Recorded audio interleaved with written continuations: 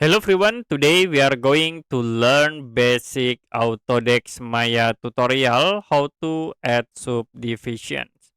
So as example, you can create the cube, poly modelings, and if you want to add the subdivision, go to attribute editor and then click polycube. There are the subdivision option. You can change width or height or another for depth. Okay, another options, you also can use these tools, multi-cut. You can click on the edge to create the vertex and add for the subdivisions like this. Or you can press shift button hold to select in every center of the edge. If you press shift button and hold.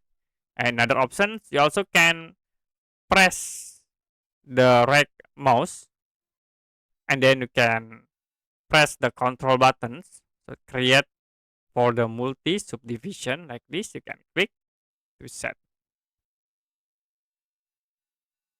Okay, that's it for a basic Autodesk Maya tutorial how to add subdivisions.